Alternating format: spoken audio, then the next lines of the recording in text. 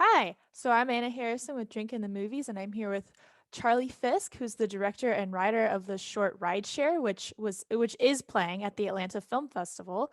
So congrats on that. First off, I just wanted to ask, so you started in documentaries, right? Yes. Yep. So how did what was the transition like to narrative? What kind of did you always want to do that, or was it a specific thing that brought it around? How did that happen? Yeah, I've always wanted to do narrative since I was a small child. I actually made films on like VHS recorders way back when.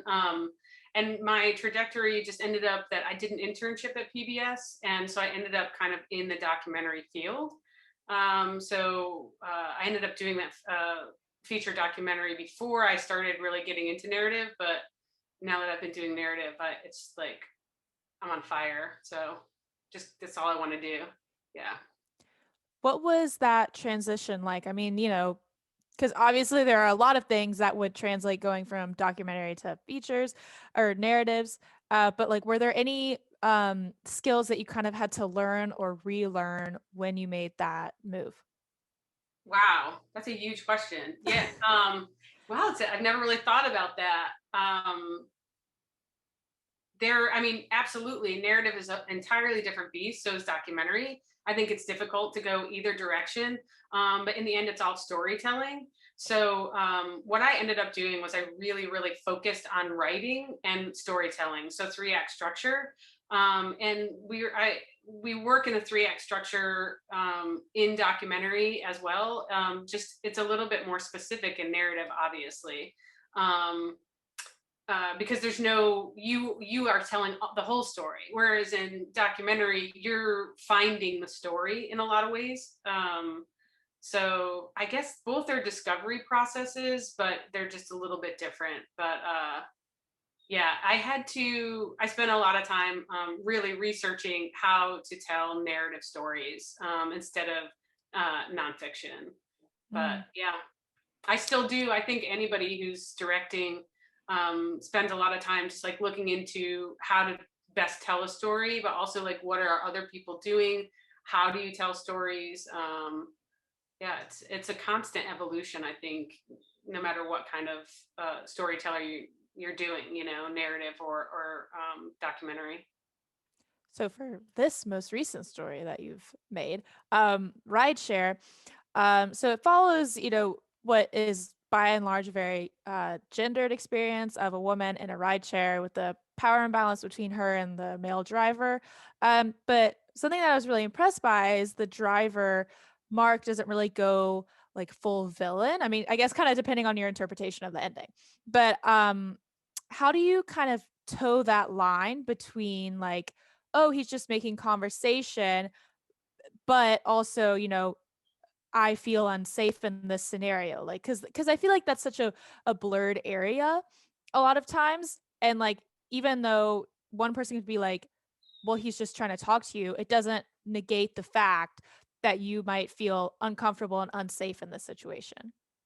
Huh. Yeah, I mean that's the whole reason for the film, and I actually want people to start looking at, even myself, like looking at how do I affect other people and how am I asserting power in every conversation. As a white woman, how am I asserting power? As a white man, as a black man, it's like we are all in these situations where we don't even realize. And I think right now, culture in general is trying to explode that and like be like, okay, what is my ownership in this power dynamic? Because when two people are together, there is like an exchange of energy, exchange I wouldn't say an exchange of power, but it comes into play quite often. Mhm. And in this specifically, I we had to work really, really, really hard to create that tension and that fear in her and in the viewer Mhm. without him overtly being like, I'm gonna kill you, I'm gonna rape you, I'm gonna be mean to you.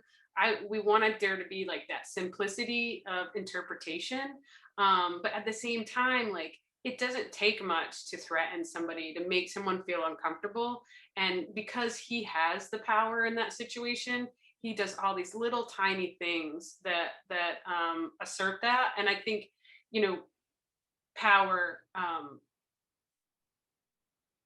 communication, gender dynamics, all those things are much smaller and tinier, and it's in the details. And I think that's what we spent a lot of time trying to figure out how to do that, really craft that in this short.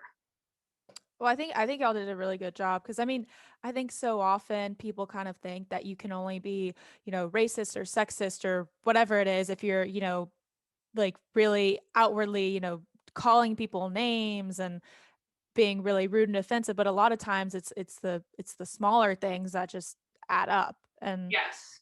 mhm.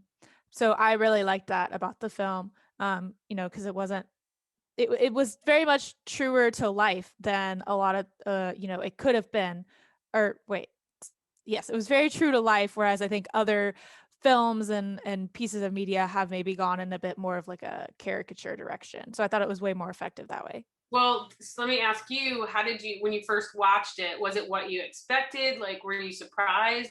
Did you feel afraid? Like, what did you experience? Yeah, I thought I experienced I was it felt very claustrophobic, and like so it was very effective.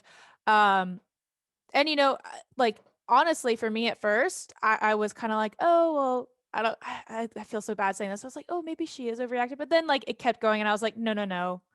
I understand, like I understand the fear and I felt it building up." And the ending was I really like ambiguous ending, so like no spoilers or anything.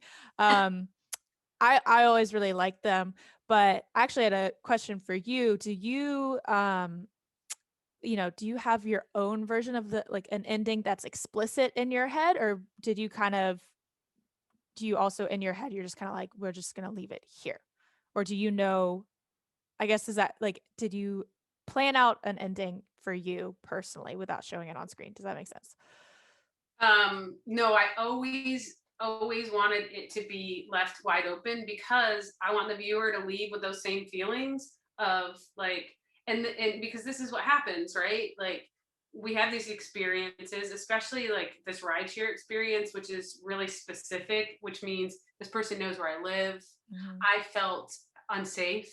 And now I have to go and be in my dark house, for the next however long and wonder, is this guy coming back?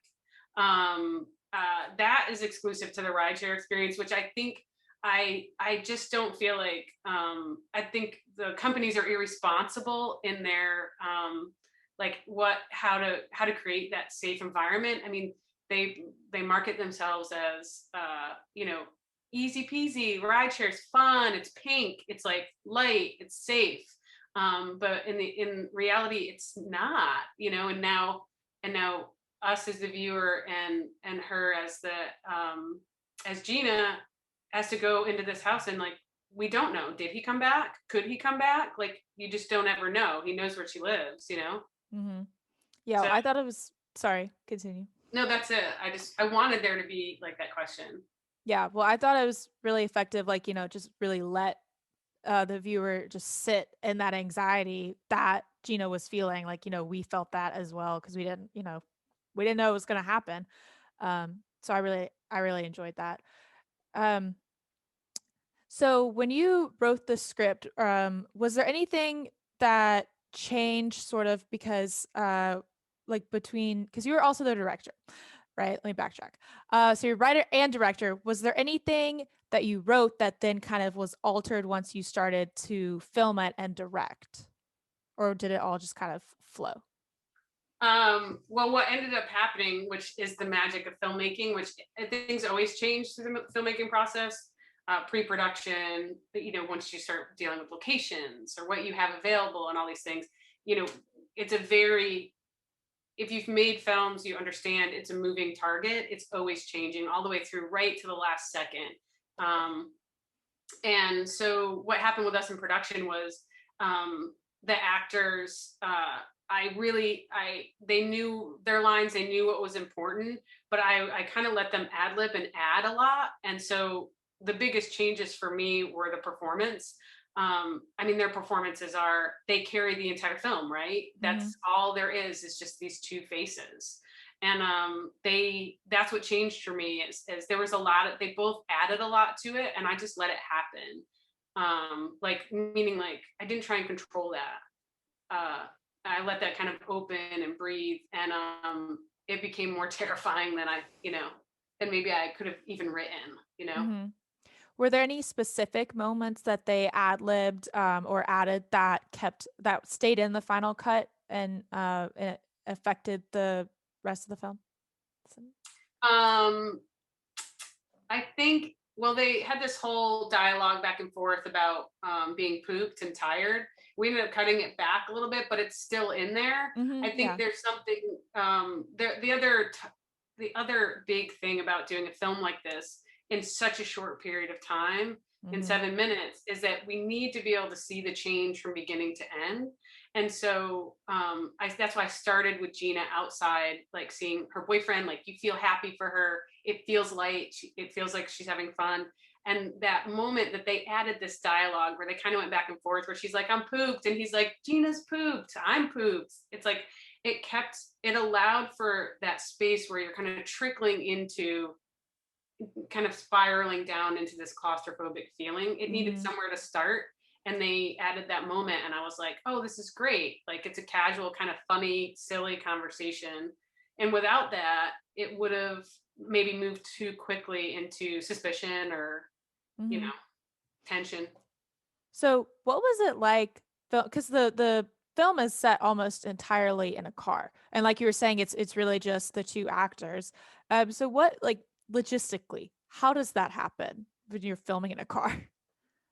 Well, we didn't have a whole lot of money for the short because I was Hmm. paying for it. So we ended up doing it practically, which means the actor, had to drive the car and be okay with it. Like, we didn't put it on a trailer or anything, Hmm. or do it in a studio, which are the options. We didn't really have the money for that, and so we discussed it ahead of time. And so we had a route that we were going to drive over and over and over again, and we drove it, a lot of times. I mean, like, how do you position like the camera and everything and the equipment in a moving vehicle? Well, so Tom Pritchard, the DP, is incredible, and Jess Silva was doing a lot of that rigging to rig up all of those car mounts. So it was mounted with a lot of complex parts holding it in position. Um, I'm sure we have tons of BTS photos. I can send you some of it, but Yeah.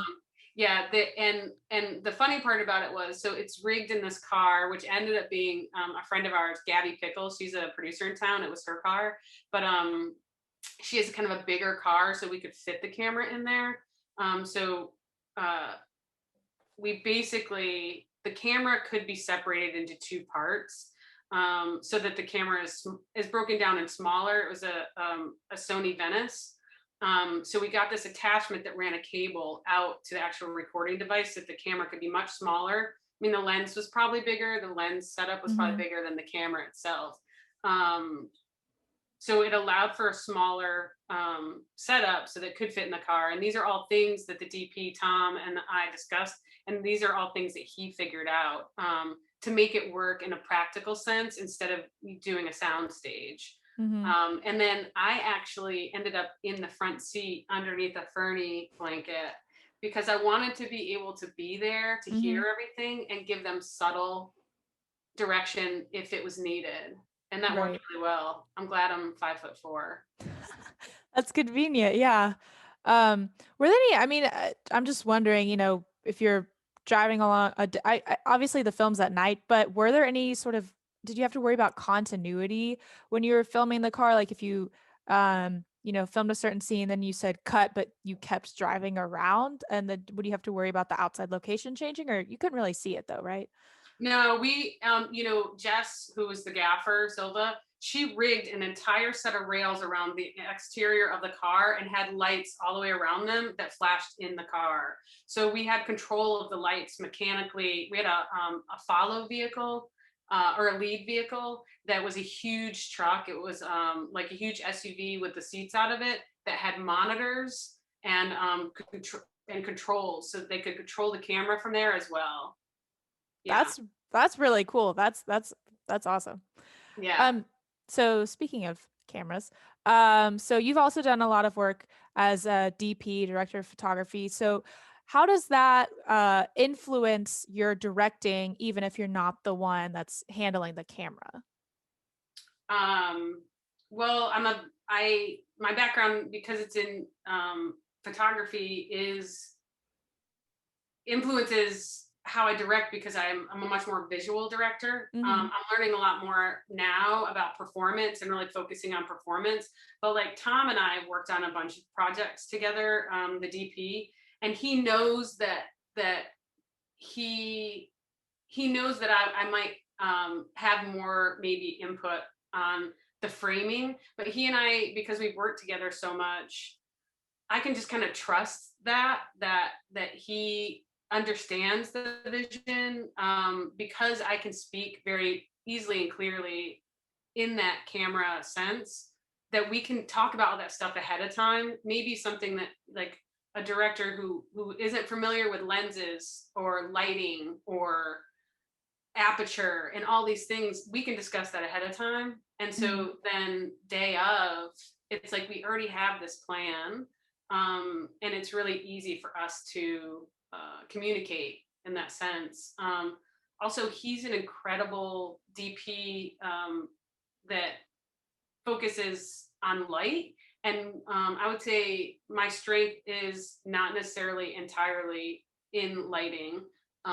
So there's like a good balance there. It's Mm-hmm. interesting. Yeah.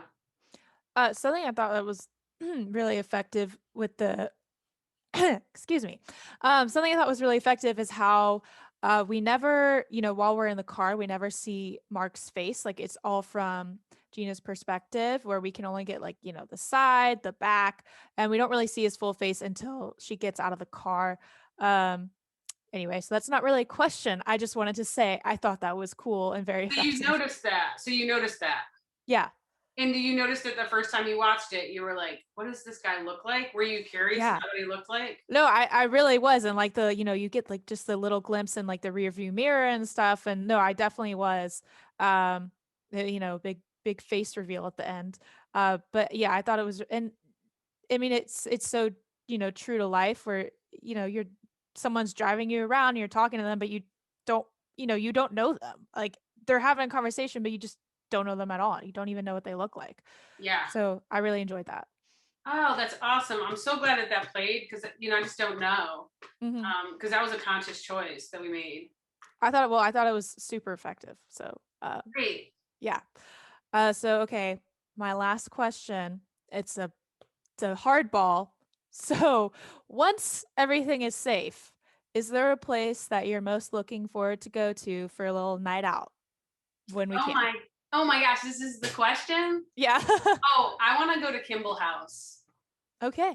If you know what it is, it's in Decatur, but we've talked about it a lot, and I just love that space, and they do oysters, and now I'm Hmm. gonna be dreaming about it all day. Thank you. You're welcome. How about you? How about you? Oh gosh, it would have been the movie theater, except I went on Monday, which tells you how cool I am. I was like, instead of going out to a bar, I just was like, I want to go to a movie theater. So I don't know.